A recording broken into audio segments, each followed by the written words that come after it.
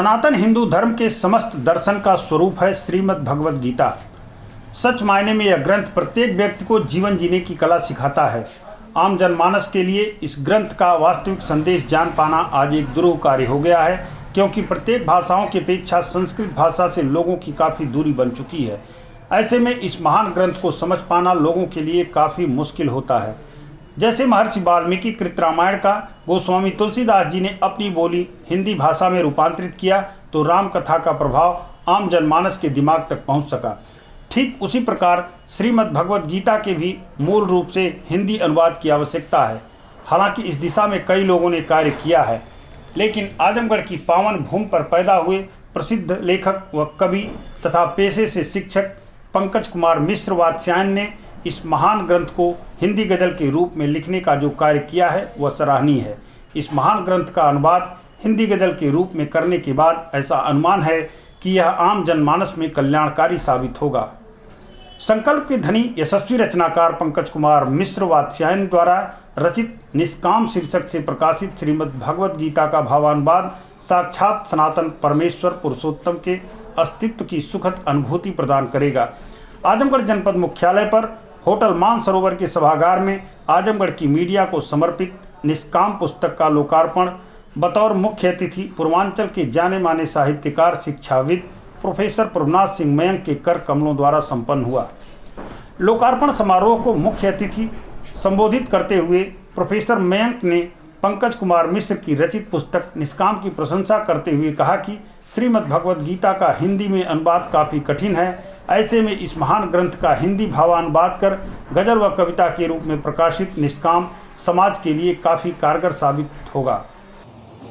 गीता शास्त्र स्वयं विष्णु स्वरूप भगवान श्री कृष्ण के कमलवत मुख से अमृत के रूप में विश्व के कल्याण के लिए, लोक मंगल के लिए प्रकट हुई थी तथा उसी गीता नामक विश्व के सर्वोच्च ग्रंथ का भावानुवाद श्री पंकज कुमार मिश्र ने किया है। इस अवसर पर मैं उनको साधुवाद देता हूं और मैं इस अवसर पर कहना चाहता हूं, क्योंकि यह लोकार्पण का अवसर है। हिरण्मयेन पात्रेण सत्यस्यापि हितं मुखं तत्त्वं पोषन्न पावृणु सत्य धर्माय दृष्टये। सत्य की दृष्टि, धर्म की दृष्टि, न्याय की दृष्टि, समरसता की दृष्टि, मानवतावाद की दृष्टि इस ग्रंथ के माध्यम से जन जन तक व्याप्त हो। सुख सागर और प्रेम सागर आए थे श्रीमद् भागवत महापुराण के माध्यम से जो जन जन तक व्याप्त हुए, उसी प्रकार से यह ग्रंथ भी भाषा में, हिंदी भाषा में जन जन तक पहुँचे। इसका अर्थ प्राप्त करके लोग उसका दैनंदिन जीवन में अनुसरण कर सकें। मैं इस अवसर पर चिरंजीवी पंकज कुमार मिश्र को अपनी ओर से, मंच की ओर से आशीर्वाद। प्रभुनाथ सिंह मयंक ने श्रीमद् भगवद गीता पर प्रकाश डालते हुए इसे एक महान ग्रंथ बताया। बतौर विशिष्ट अतिथि मदर कॉन्वेंट स्कूल के जगदम्बा प्रसाद दुबे ने भी पुस्तक निष्काम की प्रशंसा करते हुए अपना आशीर्वचन दिया। लोकार्पण समारोह की अध्यक्षता जाने माने शिक्षाविद के.डी. राय ने की।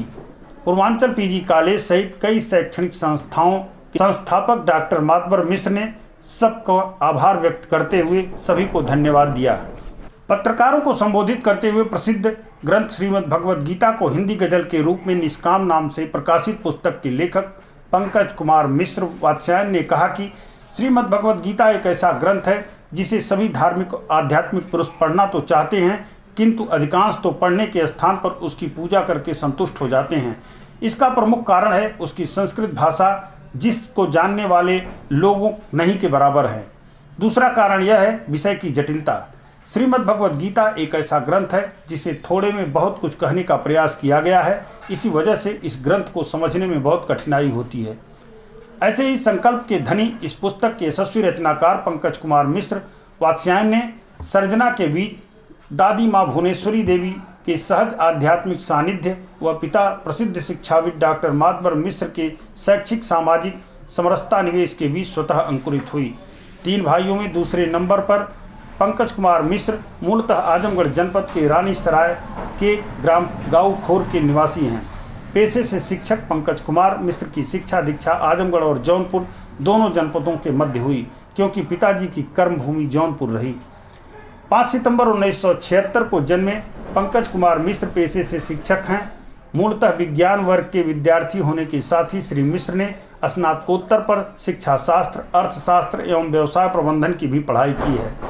श्री मिश्र बीएड के साथ शिक्षा शास्त्र में नेट प्रमाण पत्रधारी भी हैं।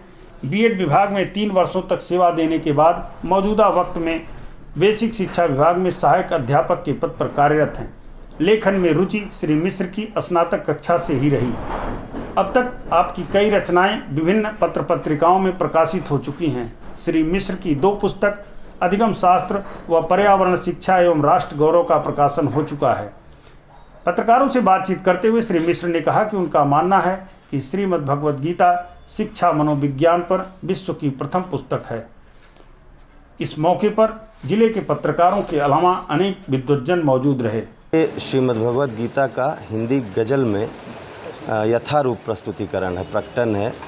ये श्रीमद् भगवद गीता के जो 700 श्लोक हैं उनको 700 द्विपदियों में मैंने परिवर्तित किया है और हर अध्याय के शुरू में और अंत में एक एक द्विपदी अपनी तरफ से मैंने कहने का प्रयास किया है कि वो अध्याय किस पर आधारित है और बात आगे फिर कहाँ जाएगी। कुल मिलाकर के संस्कृत में जो श्रीमद् भगवद गीता है उसके मौलिक स्वरूप को मैंने हिंदी में प्रस्तुत करने का प्रयास किया है। कैसे विचार? इसकी प्रेरणा मूलतः है क्या कि 2 कारण थे। एक तो संस्कृत वाङ्मय जो है वह ज्ञान का अथाह सागर है, लेकिन संस्कृत भाषा के अध्ययन से दूर हो जाने के कारण आधुनिक पीढ़ी को उन ग्रंथों को समझने में समस्या होती है। तो मेरे मन में हमेशा था कि संस्कृत वाङ्मय जो है वो हिंदी में प्रकट हो, और गीता ही इसलिए चुना कि गीता ही पहले बताती है हमको सबको कि क्या करें क्या न करें और कोई व्यवहार क्यों है। ये शिक्षा मनोविज्ञान की विश्व की पहली पुस्तक है, ऐसा मैं मानता रहा हमेशा। तो मैंने कहा कि शुरुआत यहीं से होगी। यद्यपि आगे और भी कुछ काम हैं, लेकिन संस्कृत वाङ्मय के प्रतिनिधि के रूप में मैंने श्रीमद् भगवद गीता को चुना। एक दिन लगभग 98 प्रतियाँ इसकी सेल हुई हैं अमेजन पे, और उसके अलावा बहुत से लोगों को मैंने अपनी तरफ से दिया। तो कुल मिलाकर के चूँकि वेद व्यास जी की कृति है और विश्व का एक ऐसा ग्रंथ है जो निष्पक्ष बात करता है, जो कर्म पर आधारित है, जो फल की चिंता न करने की बात करता है, जो व्यक्ति को उन लक्षणों को धारण करना सिखाता है जिससे समाज संतुलित रूप से